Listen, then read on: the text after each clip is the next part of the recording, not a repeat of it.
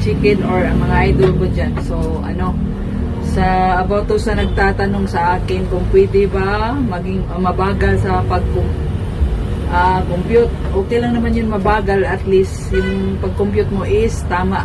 Kasi mahirap na mabagal ka tapos mali-mali pa yung compute mo. Tsaka sabi mo kung ano ba yung sa math, mahina. Hindi ako maniwala sa ganyan. So, meron talaga tayong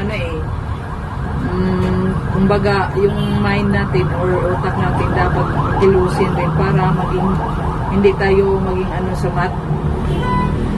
Di rin ba, kung baga may strategy ka kung paano ka sa sarili mong ikaw na hindi ka sa trabaho mo bilang isang cashier dito sa loob. Maging advanced ba kung paano ka mag-compute para hindi ka magkamali-mali. Kasi din tayo magkamali sa tawag nito yung kung baga saan ka na magko-compute. Time to time na. Hindi dapat yun. Dapat may oras ka sa pag-compute din. Yung hindi ka malulunod. Kaya lang, sabi ko sa iyo is gawin mo lang yung gusto mo. Kahit lang yung pinaka talaga sa bilang isang cashier is mahirap lang sa umpisa, pero pag may strategy ka na talaga kung paano ka mag-compute. Saka hindi ako maniwala sa yung hina-hina sa math, dali lang magkwenta ng mga pera dito.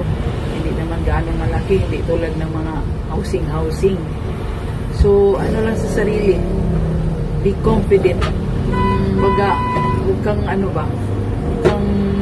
tawag nito, anuhin mo yung sarili mo na kaya mo lang trabahong ganito bilang isang cashier ko. Kaya yun lang ang masasabi ko sa iyo, at sana may matutunan ka sa pinag-share ko sa iyo na mga ko dito sa trabaho bilang isang cashier. Ang lang talaga is yung umpisa, pinakamahirap, pero pag may strategy ka, wala na. Parang chicken, yun na lang yung matrabaho mo dito sa loob. Basta sipag, tsaka tsaga. So, yun lang.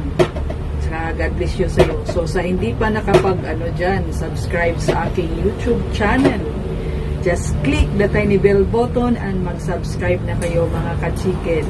Good luck. Sa nagtatanong.